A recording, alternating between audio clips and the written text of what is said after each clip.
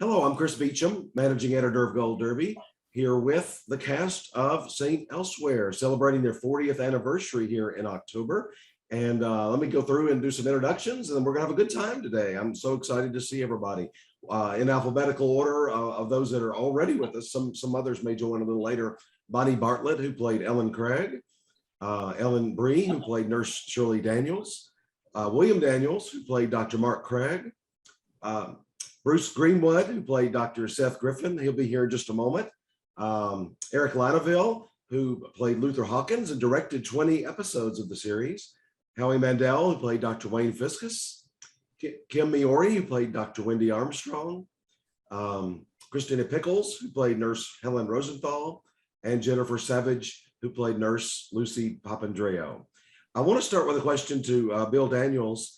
We're an awards website, and you won 2 Emmy Awards for St. Elsewhere. I've read your book.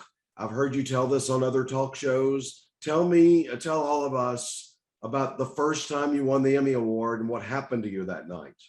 Oh dear, that's a long story. What is that? We didn't go. The bus broke down. Yeah.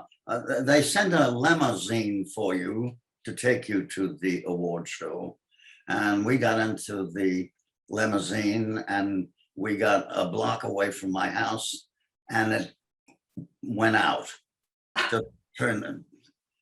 Just lost power. So that was a good excuse for me to get the hell out of there and get home and watch John McEnroe play tennis. So I got out of there, got home, got out of the monkey suit, and started to read. And my wife came in and said, "What are you doing?" I said, "I'm watching John play." She said, "They're going to the awards." I said, "Well, the car broke down." She said, "They sent another one." I said, "Oh, okay." Mind you, I was all dressed up. Brett is sitting in the limo. Yes, sitting in the limo. So finally, I got into the limo. We finally got there late. And so we had to get to our seats between a lot of people. You forgot about the 2 ladies that picked you up. Oh, when the limo broke down, I was walking home and 2 ladies in a car leaned out of their window and said, "Can we help you?" And I said, "No, thank you." And I kept walking. They followed me in the car and they said, "We know who you are. Can't we help you?" So I said, "Oh, okay." So I got in the car, they took me home. So they're the ones who took him home. Yeah, exactly. So anyway, by the time we got to the awards, they were already going on and we barely sat down when I heard my name. And I thought, oh my God, what the hell am I going to say to him now? So I told the story about what just happened. And people thought I made it up. I got a lot of laughs, by the way. And so, no, I convinced them about that. And we just made it. Just made it. Just made it. Mm-hmm. Bonnie, let me ask you a question in relation to Emmys, as well as the ratings for the show weren't always great, but your demographics were so incredible. That's what kept you on NBC all those years, that 18 to 49 demographic that the advertisers wanted so much, and also getting nominated, the show getting nominated at the Emmys so often.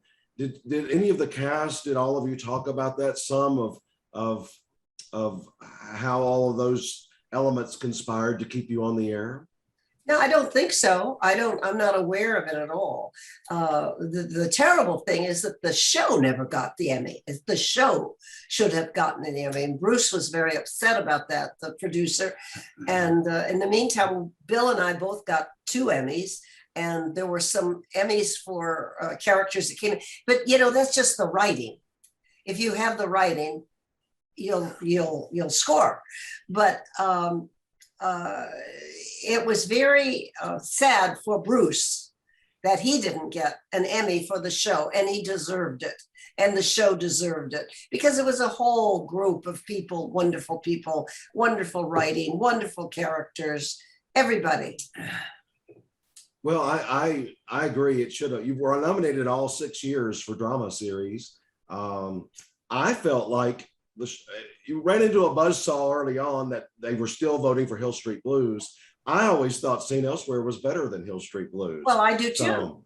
So I'm sure I don't have any disagreement among the group here on that subject. Christina, you were nominated several times at the Emmy Awards. Do you recall your first experience going?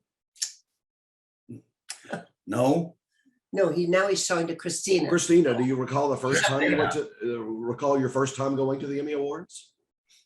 I didn't win an Emmy for St. Elsewhere. Well, I know, but you were nominated several times. I was nominated all the time, but I never won anything. Well, you've got one now, just 3 or 4 years ago. Now. Yeah, you're in good shape.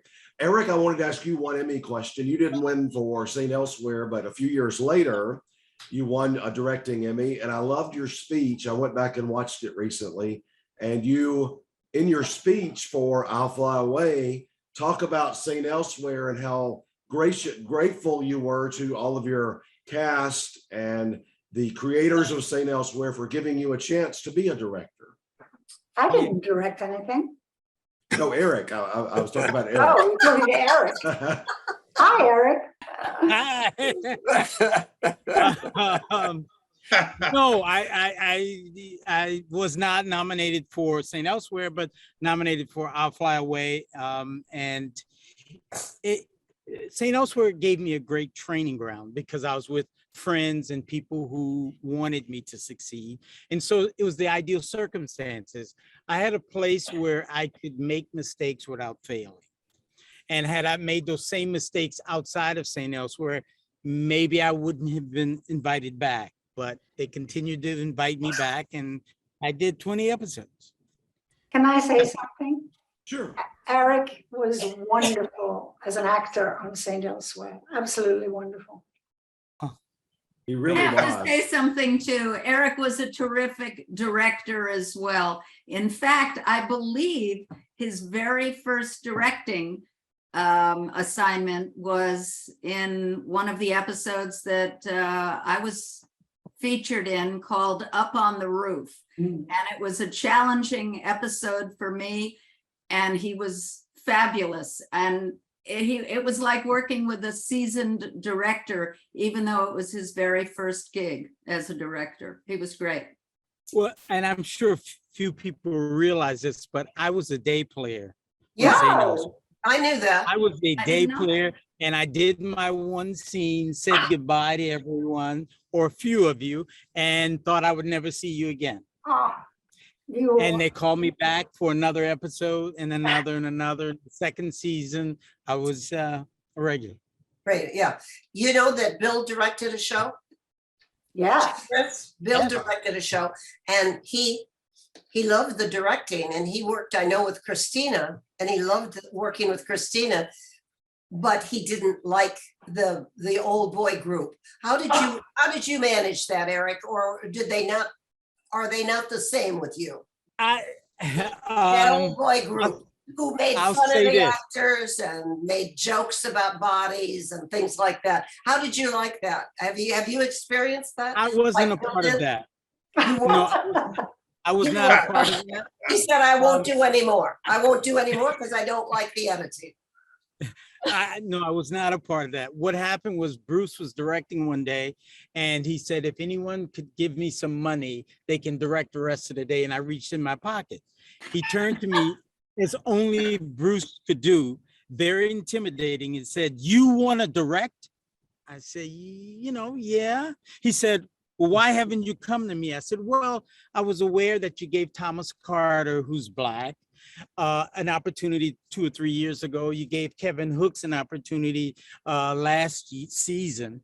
And the reason I haven't come to you, and he interrupted me and said, you think I got a quote on Black people? And I said, no, Bruce, no, I don't think that. He said, well, come to me tomorrow. And I went to visit him at his office, and that was it. People went are back- complex. People are complex. Mhm. I went back to watch a few episodes in the past couple of weeks when we started setting this up, and you talk about being a day player, Eric, but the very first voice of any cast member we hear on the entire series is Luther. Yes. And know that my first job on St. Elsewhere was in the 3rd episode. And we went back and shot stuff for the pilot. They put me in. So Okay. I was I not want to in the ask first- all of you, I love the fact that after all these years, Hulu now has all the episodes streaming, and that's been a couple of years now. Ellen, I'll start with you on this one. Mm. What has been the impact of people that are from that generation or maybe even younger, maybe reaching out to you now saying how much they're enjoying it for the first time? Well, why don't I just say that I don't think we'd all be here on this Zoom meeting today if it wasn't for Hulu streaming it and the renewed interest. So I think all of this is a result of the Hulu streaming. And yeah, there seems to be renewed interest. I'm getting fan mail again for St. Elsewhere after a long hiatus from that. So yeah, it's been great.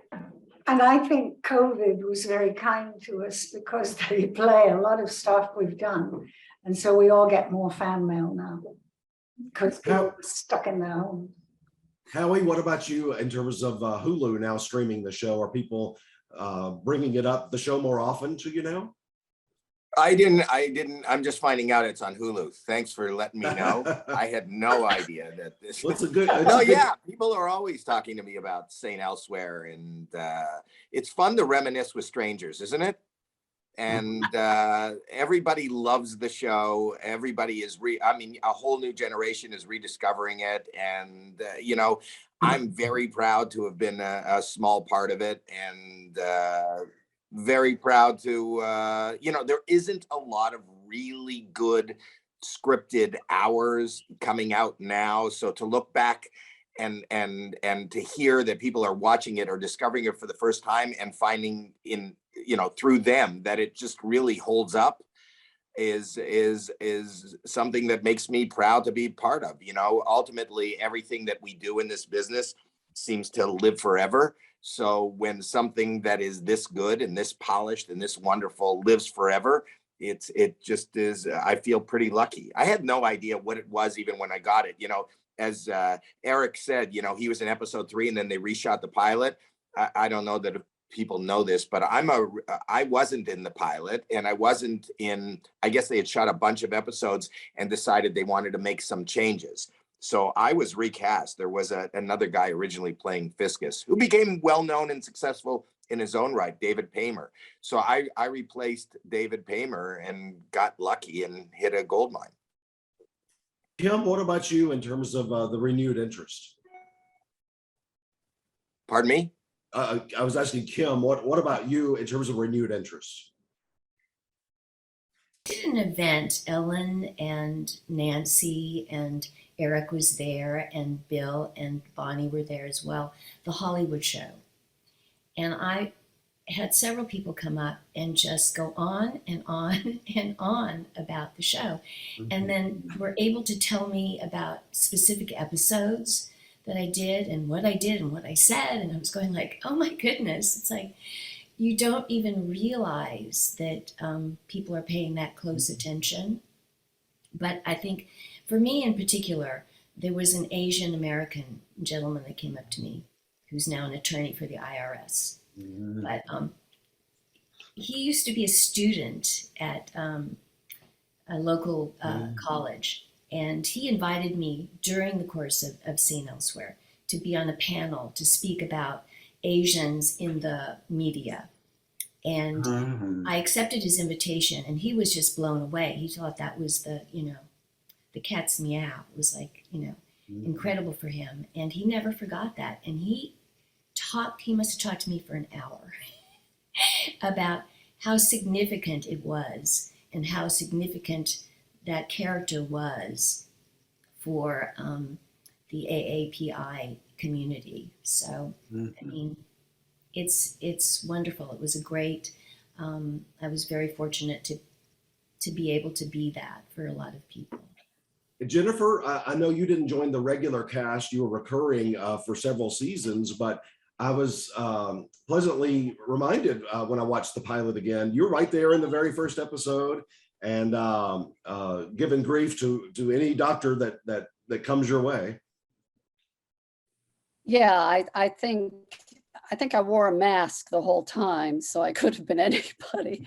I wanted to say that it's because of Terence Knox that I had a recurring role on that show for years and then became a regular in, I think, the final season. And Terry probably doesn't remember this, but I was doing a scene with Ed Begley in, he was going through a medical book or I was holding the medical book and he was about to have a test with Billy.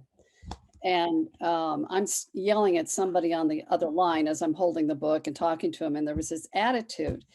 And Bruce came down on the set and he was watching. And Terrence pulled me aside after the scene and he said, Bruce Paltrow was just talking about how that's the attitude that he wants to see on this show. And you better listen to that. And you better take that and build a character around that because you already have it and you need to know that that's your niche.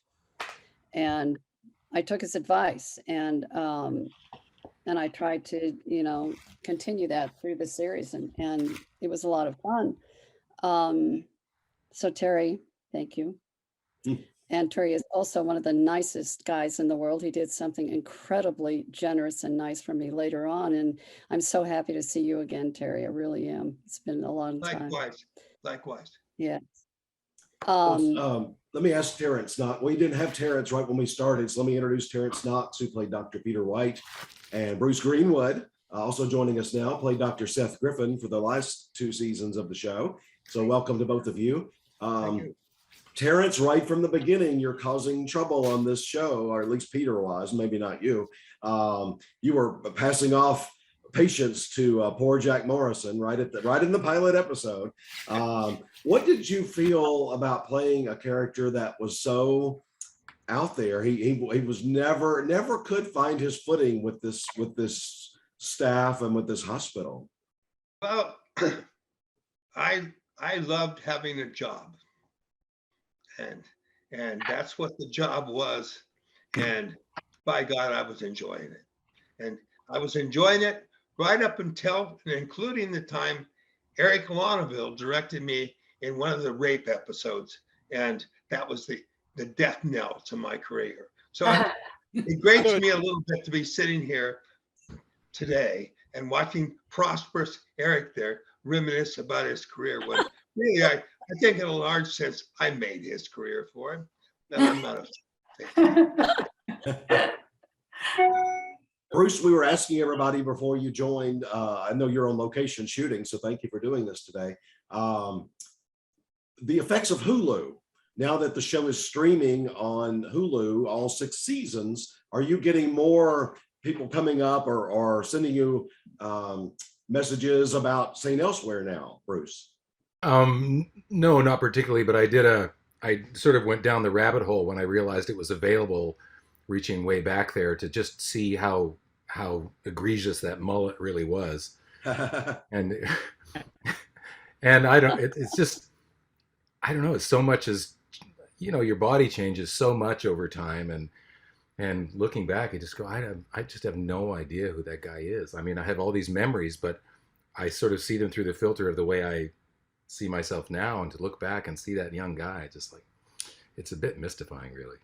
Well, you joined for seasons 5 and 6. Were you already watching the show before that? Were you a fan of the show? No. Oh, okay. No, I didn't know. I was just new in town. I didn't know anything about it. I didn't. Then Bruce, I can I say something? When I went for the audition, I remember I said to, I don't know why, but I said to Tom Fontana, I'm sorry, I don't understand what happens in this monologue. I'm trying, but I don't know where the shift is here. I'm having trouble making it. He goes, well, you've identified a problem that we're going to fix. So I thought that I sort of got the message then that by being honest with these guys, I might I might be, in the right place. Can I say something to Bruce? Sure. go Bonnie. ahead. I have so enjoyed over the years, Bruce, watching you. Whenever I see your name come up, I watch a lot of television, and I just have so enjoyed watching you in the very, very, very many parts that I have Oh, seen you thanks, do. Tony. I Thank just you. want you to know that. Thank you. Thank you. Well, this is a good transition because I want to talk an individual episode or a storyline with each person. And Bonnie, after the death of your son, Stephen, or after the death of Ellen's son, Stephen, and Mark Craig's son, first of all, it's amazing performances. That's what won you your first Emmy was that aftermath of his death. But when Bruce's character comes in, Seth, he's so young and he's a resident there at the hospital. You start treating him as if he's your son. And I wonder if you could discuss that just a little bit. I don't remember that I treated him like my son. I remember the show. I remember how I got it. Right. Because I had an idea that we wanted to have grandchildren. We're too old to have children, so we should have grandchildren. We should have some babies. I wanted some babies. And I knew that Bruce also liked babies. He was fascinated by that. So I said to Bill, I wouldn't go to Bruce. A woman couldn't go to Bruce and get anything. But I said to Bill, why don't you present the idea of the son dying? And then we would get this grandchild. And so he did, and Bruce bought it, and they wrote it, and they wrote it better than I could ever have imagined. And it led to such a good storyline that Bill would have anyway, but that I even won an Emmy. I won 2 Emmys. Because the second time around, it was just, oh yeah, that's the lady who did that, So I won 2 Emmys, so it was great. But it was mainly because I could go through Bill to get that's what my book is about, is women and men, and get that. And so it was wonderful, and it was a wonderful year for us, a storyline. It was wonderful. Bill, I wanted to ask you I could ask you about tons of different episodes, but the one I wanted to most ask you about was one of my favorites of any show of all time, which was the 2-part Time Heals, where we see you and several other characters going back over 30 years, 40 years, 50 years. Did you enjoy playing a very much younger version of Dr. Craig? Frankly, I don't recall it. I saw it the other day. Ed Herman played this priest. He played the priest that founded the hospital. That's right. Kind of crazy guy singing and carrying on. And I couldn't believe how mean Dr. Craig was. I didn't remember how really terrible he was to people. I know I had a scene where I said, you hurt people. And it was hard for me, that scene, but he was a mean son of a bee. And I've forgotten that because now he's so Mr. Feeney. Mr. Feeney, everybody loves Mr. Feeney. So I guess Bill's a pretty good actor because, boy, that other part was, I couldn't believe it. Well, I will say, Bill, and this might jog your memory a little bit, there are a couple of scenes where we see when you're very young what a brown noser you are. Dr. Craig is, and you get to work with Jackie Cooper, who plays your mentor, who's very much like Dr. Craig turns out to be later on. You remember working with Jackie Cooper? Jackie. No, I don't remember. He doesn't remember. Bill doesn't remember the shows. I remember Jackie Cooper coming on the show. I was very impressed. Right. Bruce brought on marvelous actors, and from the old time and stuff, and that was fun for us. Another great storyline, Christina, this is for you. Christina, very early on when when Mark Harmon joins the show, you go through a breast cancer storyline, and really the first time on television that this had been conquered and approached and discussed. Yeah. What did that make you feel like getting to be a part of that pioneering effort like that? I was very happy to be a part of it because it was the first time that breast cancer was written about on television. And Tom Fontana, one of our wonderful writers, and I went and did a lot of research on it. And it was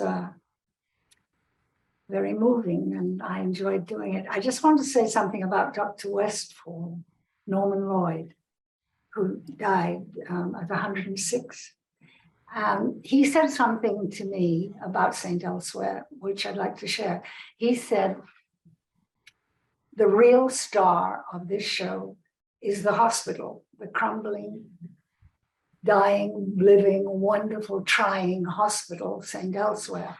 And every time we don't do a show in St. Elsewhere, we go to somebody's house, it's less important because St. Elsewhere is the star of the show. And I thought that was a wisdom from wise Norman Lloyd.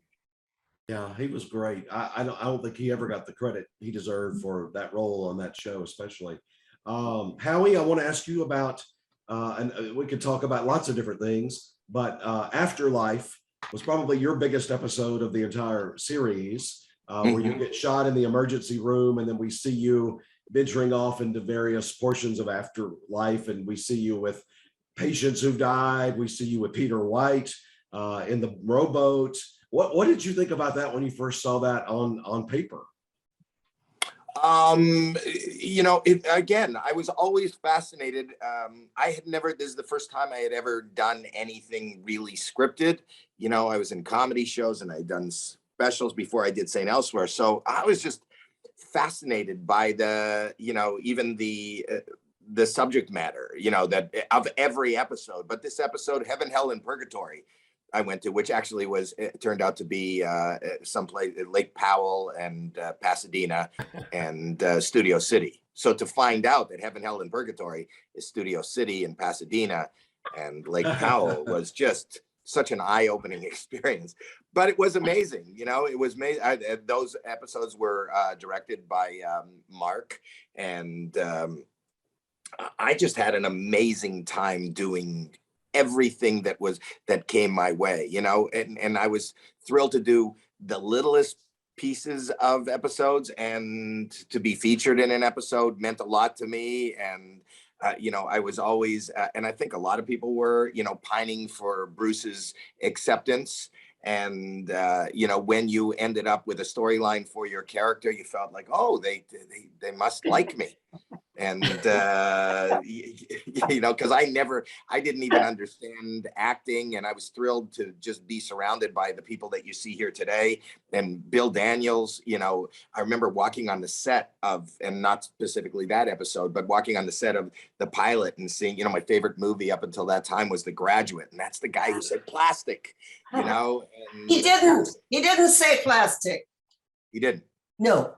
No, it was another actor. But I thought he was. No, he didn't say plastic. That's a misnomer.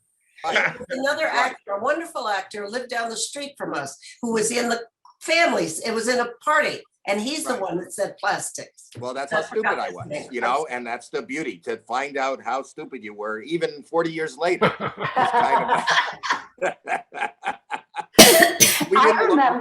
I remember how you had a operating scene, and you had a huge amount of dialogue. Give me this, give me that, give me that again, give me that. And you got it through it, and in the end you said, give me a hot dog. Yeah, I had no idea what I was saying half the time. And I was in awe of all of you, and had seen, I am a big fan of TV and film, and I watch, well, apparently not a great fan, because I don't know who's saying the lines I enjoy. But the point is that I just felt like this fish out of water all the time, and I felt like everybody knew more and was better than me. So the fact that they had given me a storyline, I was just thrilled with that. And then it was I got and still to this day get a lot of chatter about this particular episode. It meant a lot to a lot of people, because dealing with death is something we all deal with each and every day. So I was thrilled to be. He didn't say plastics. Oh my God, it's not him. All these years. How impressed you were with Howie. You said he's such a good actor. I wish he would be an actor and not a comedian. Well, MTM said that to me. They threatened to let me go if I because I had this other persona that was very different. Totally than different. Viscous. Yeah.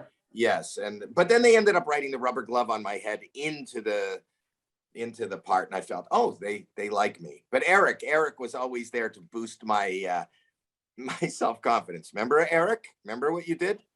Yes. Tell them. Eric, because, they would always come back and comment about, the dailies and things like that. They kept us on our toes, about how we were doing. And I guess, sometimes fear is a good catalyst for, but he told me that they had done market research. Eric told me that they had done market research and nobody likes me. Nobody likes my character. I said, both of us. We were both being put off the show. Oh, so that makes it nicer, right? Yes, it does. Just because you include Eric was like a steadying influence through the years, just there and always, but it's kind of a rock. Eric became like a rock for all of us. And that's why. Oh yeah, when the guy comes to you and tells you nobody likes you and nobody likes him, that's such a rock. You really want to lean into that. For me, he was a deep pond to drown in. For me, he was a rock. For me, he was a rock. Howie, you were terrific on the show.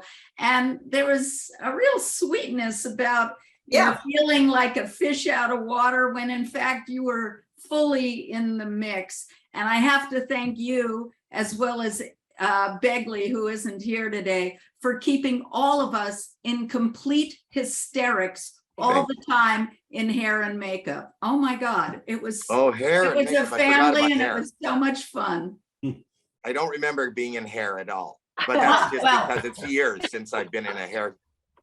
The other thing I was going to mention about Afterlife was, I think that might have been Howie's favorite guest star ever on the show, Howie Mandel as God.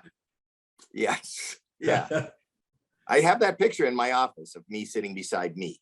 Okay, good deal. Jennifer, I wanted to ask you about an episode. We could talk about the whole Victor Ehrlich romance storyline, and I'm glad for you to talk about that if you want, but there's an episode that I think might be the second or third greatest of the whole series, and you have a section of it. It's called Way In, Way Out. If everybody here doesn't remember that one, it was from season 6, and it was in 4 parts. It starts out with David Morris's character delivering a baby, and then we get into Howie's character trying to pull one last stunt before he turns 30. And it's against Ronnie Cox's new administrator character.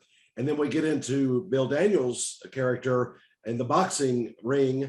It's the anniversary of the day his father had committed suicide, and he's now turning the same age as his father. So, I mean, all 3 of these sections are great. But then it's topped off with Jennifer playing Lucy, the nurse, with an old man who's about to die. And she, played by Charles Lane, by the way, was probably close to 100 at the time. And she comforts him by pretending to be his wife as he tells old stories. And Jennifer, I just wonder if you could talk about your section of that episode. Well, I had read the script, and actually I wasn't supposed to play that part. I think it was Stephen First who was going to be in that scene. And I went to, it was either Tom or I can't remember who wrote the episode. If anybody else does, I don't remember who wrote it. It was a team effort, but I went to one of them and I said, I'd really like to do that scene. I had lost somebody I was very close to, and it just really touched me deeply. And I think the fact that it was an older man who was seeing his life go, and I just felt a connection to it, and they changed it. And I actually talked to Stephen about it. I said, I hope you're not angry. He said, no, I'm relieved. And Charles was just the sweetest man, and he was having a horrible, horrible time remembering 2 lines together. And Mark Tinker was so lovely with him. He said, we're just going to do each line, a shot of each line, and we'll just take care of it later, and we spent a lot of time doing it, and we got through it, and it was a lovely, lovely written scene where he takes us on a journey through Boston and to Faneuil's, all this historical stuff, and I would have to remind him where he was, and he talks a lot about, the biological things that are happening to his body. I think that it was just, you didn't see that, you just didn't see that on television. Some man talking about how his body was falling apart and how he wanted to remember this and he couldn't, and all this stuff. And it was very moving to do. And I was really grateful that I got to do that. And to meet Charles Lane, who was just a wonderful man, and he'd been such a wonderful actor, it was lovely. Okay, Terrence, I want to ask you about the sort of the end of your character on the show. Things have been unraveling for a long time with the snitch in the emergency room and putting you on trial for stealing drugs, and then the rapes start and everybody's mad at you, and you and Dr. Westfall really go at it several times. He does not want you in the hospital, and your lawyer keeps putting you back on the staff.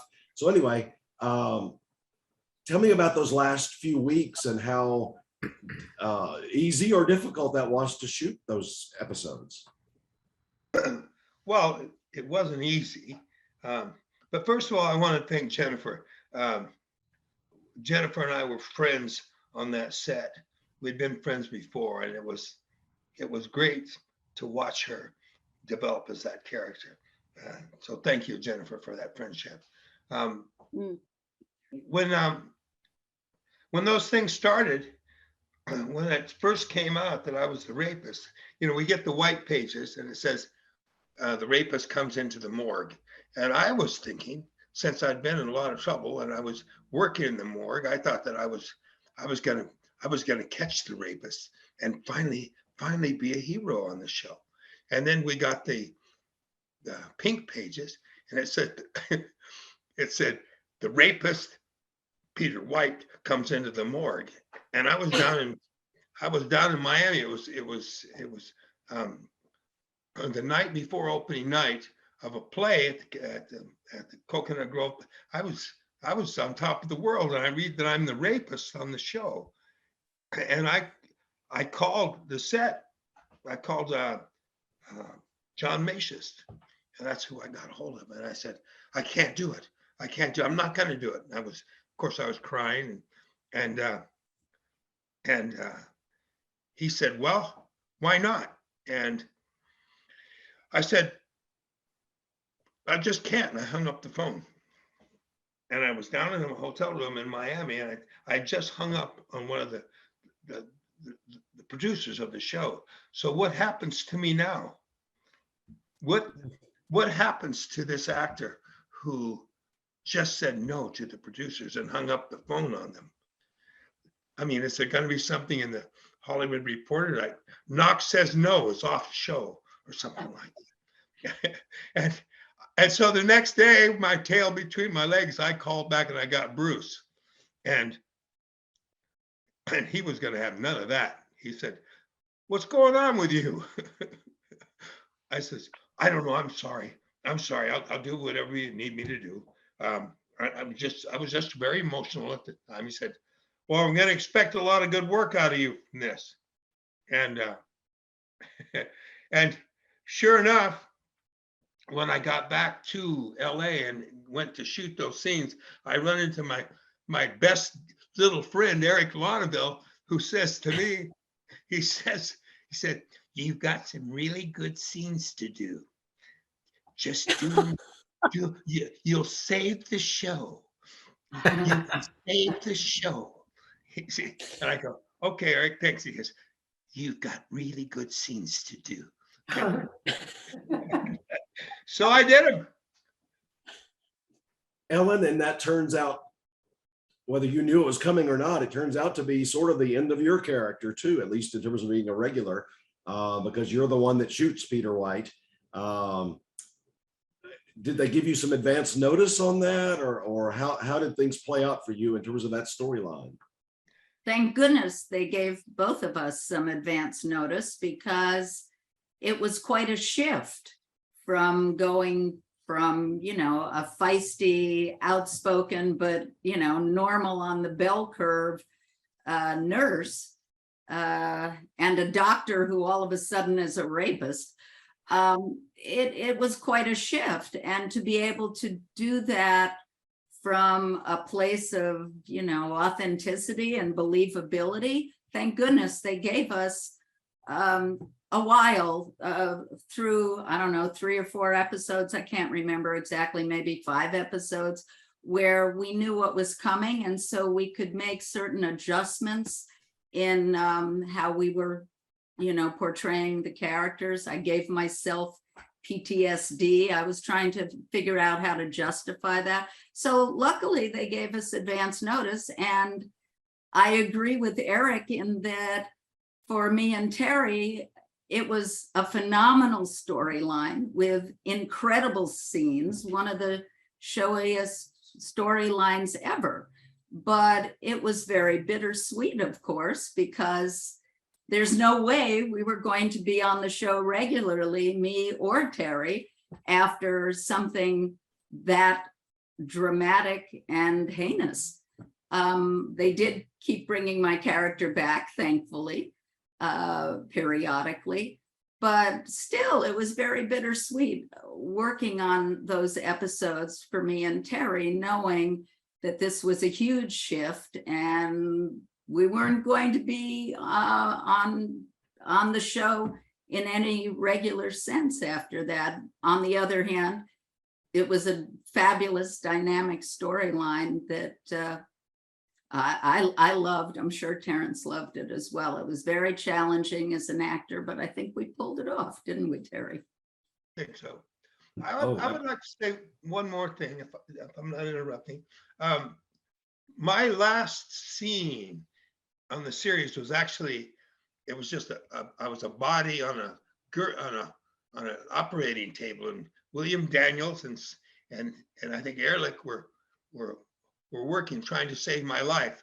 And it was at like 11:30 in the morning when we were shooting the scene. They were shooting a scene, and I was watching because it was, after all, my last scene. And they're trying to save my life, and William Daniels pulls out a chicken leg from he pulled out a chicken leg and he said, "Oh, chicken neck." He pulled out a chicken neck and says, "We lost him," as a joke. And then they yelled, "Cut, lunch, back 30 minutes. It's like, that was the end of my stay on St. Elsewhere. That's good. That's very good. Kim, speaking of deaths, you were the first major regular series character to die. Others had left the show after the first season. A couple of people didn't get retained, but again, did you get some advance notice? How were the other cast members to you in relation to finding out you were leaving? This was sort of my own doing. It was sort of like no good deed goes unpunished, because I went to them with the story about Wendy being a bulimic, because it's very personal, because I was, as a young woman, because I was a ballet dancer. So in that world, you're, required to be like uber thin. And so, this was from my own personal experience. The only difference between Wendy and myself is that I didn't die from it. So, no, I went to them with this idea because they were always doing cutting edge things, right? They were always addressing issues that were very current and that other shows had never addressed before. And so I thought this would be a wonderful opportunity to explore this. And in my mind, it was a way to show how you can have this particular disease and then overcome it. I was very fortunate that in my personal life, I was able to overcome it without therapy, without, medical attention or anything. It just came to the point where either you continue this behavior or you're going to be dead. So it was that simple for me. So when I went to them with this idea about making Wendy a bulimic, I didn't know that they were planning to have it death by Twinkie. Wow, that was one of the most shocking moments it's definitely on the series, and Well, you can I tell in the think- faces of your co-stars too. Right. Well, I think in part the shock factor of it was perhaps something that they were actually going for. You know, something to, you know, do away with the regular on a TV show was not something that occurred. And, you know, and it was shocking to me. I was upset about it, obviously. But, you know, in retrospect now, I think it was a good thing because I went on to do other things that, you know, it freed me up to do. So, And but Bruce, I think Eric directed that episode too, right? oh, did Eric direct that one? And I was on the gurney and we did a gag reel thing, right? Where at the end they're trying to, you know, revive me. They're trying, you know, the paddles and the whole thing. And I say something and one of the doctors comes up to me. I don't remember if it was Howie or who came up to me and just like, she's saying something. And my dying word was Twinkie. Bruce, I wanted to ask you about the HIV storyline that you got involved with in that final couple of seasons when you joined. Mhm. You worked with Kyle Secor, who was incredible opposite you. Yeah. Right from the beginning, Seth was such a charmer. He could talk his way in and out of anything. I do also remember he accidentally dates Dr. Westfall's daughter within 2 or 3 episodes. And so that didn't go over well either. But talk about your HIV storyline and working with Kyle a little bit. I think one of the most interesting things about it was that I was a homophobe and unwilling to treat him like a human being. And perhaps at that, I mean, it's so long ago now. It was what, 1987 or something? Yeah, that's about when right. was this? Mm-hmm. And at that time, that was something that was not uncommon, I guess. And I think certainly for me, it was like, wow, I'm going to have to really shift gears to be offended by this guy who, on a certain level, I feel I'm like. So I think there was and there was an ambiguous sexuality about Seth Griffin, and always, and in spite of the fact that he was trying so hard to bed as many women as he could, I think part of that was part of his own wrestling match with his own identity. So, and whether the writers felt that about me in an unconscious way, or whether it was something they decided to just implant in there, I don't know. But I thought it was really sort of timely, if not prescient, of them to saddle Seth with this wrestling match about being able to accept somebody who was gay, and I thought that was the most interesting thing about it. We're almost ready to wrap up, but I do want to go into one little area that we haven't discussed yet. Some of these names have been brought up, but others have not.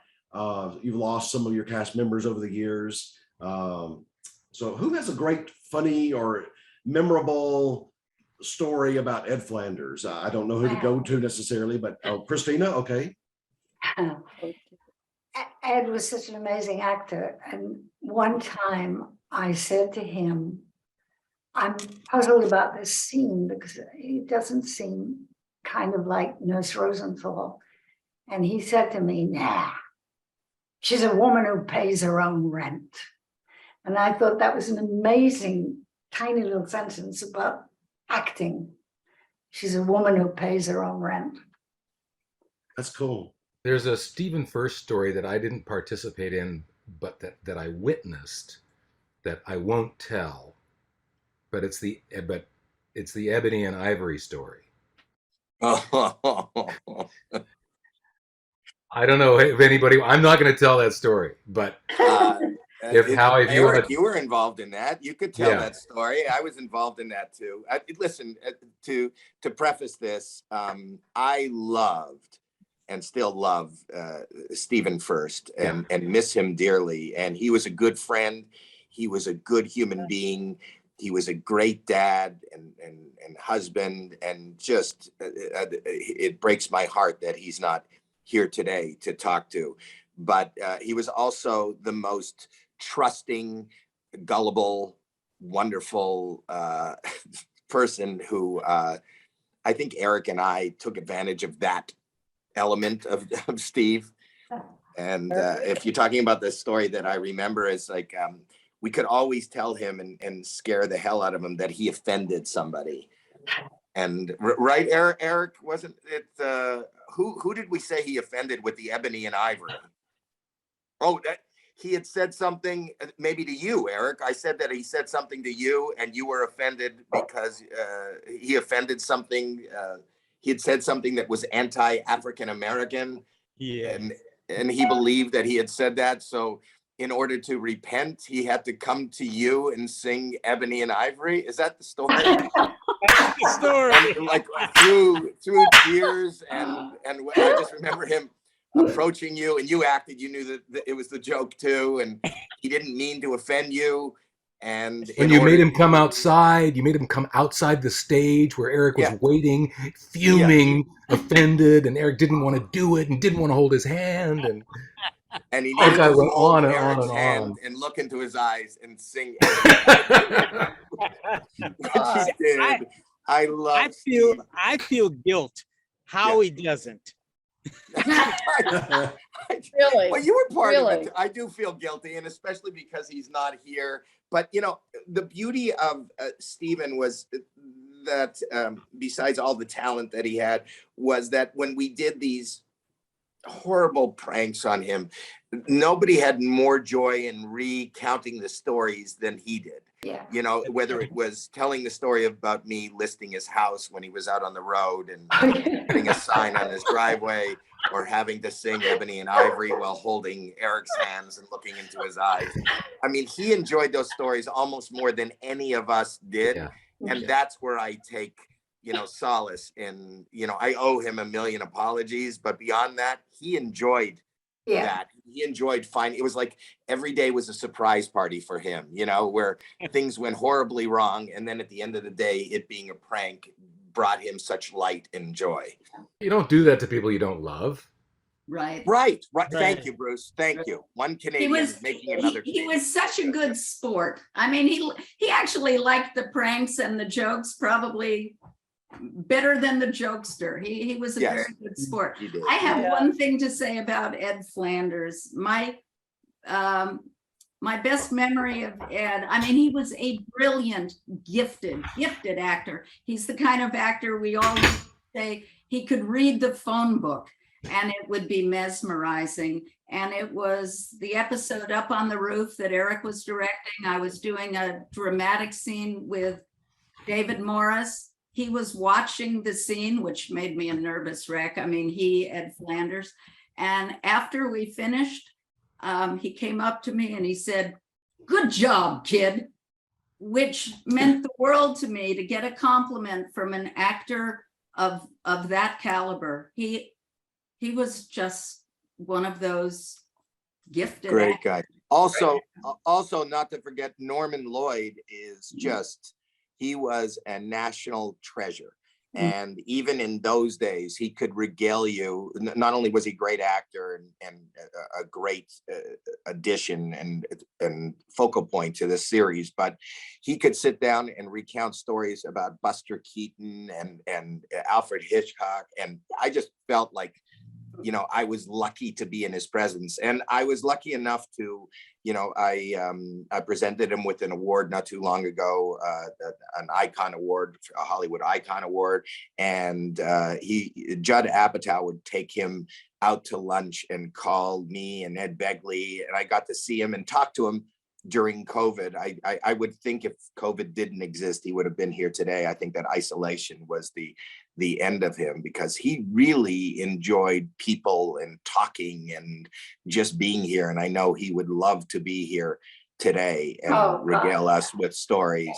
And another person I loved, there was just we had a group, including everybody that's on here, of just wonderful people that enhanced our lives just by spending whatever time we did with each other. And, you know, I thank each and every one of you and all the people that aren't here for being part of my life and my career and my memory. And being here today is just a joy. And thanks for asking me to be a part of it. Thanks, Eric, for reminding me that this even existed. And When we What- were doing the what- show, we all felt really lucky to be a part of it. It was a very special experience and cutting edge. I mean, the storylines, so many of them had never been done on television. And we all knew.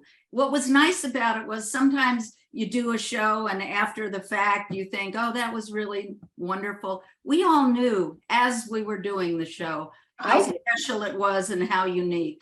I had no idea as we were doing it. No idea. me either. You either.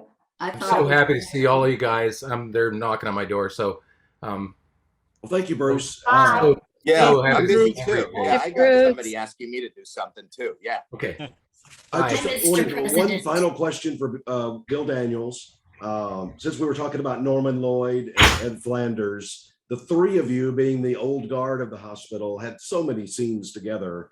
I'm just wondering if you have a favorite memory of working with Ed and working with Norman. With Ed? With Ed and Norman, Ed and Norman. favorite memory of them. Do you have a favorite memory with Ed Flanders? No, but I can say this. He was a great actor because he was a great listener. Yeah. And he wasn't somebody who was thinking about his next line. He was with you all the way. And I love playing my scenes with Ed Flanders. Well, listen, thank you all so much. I can't tell you, people in my life know how much I've always talked about loving St. Elsewhere. It started when I was in my earliest days of high school. It took me right through college. And so when Hulu added it for streaming, I was just delighted. And I've probably seen every episode 8 or 9 or 10 times. So it's one of my favorites of all time. And it's because of all of you. And I really appreciate. And listen, happy 40th anniversary. That's a big deal. Thank you. Thank you. Thank you so much. Thank you. Thank you. Bye. Thank everybody. Thank you. So nice to see everybody. See everyone too.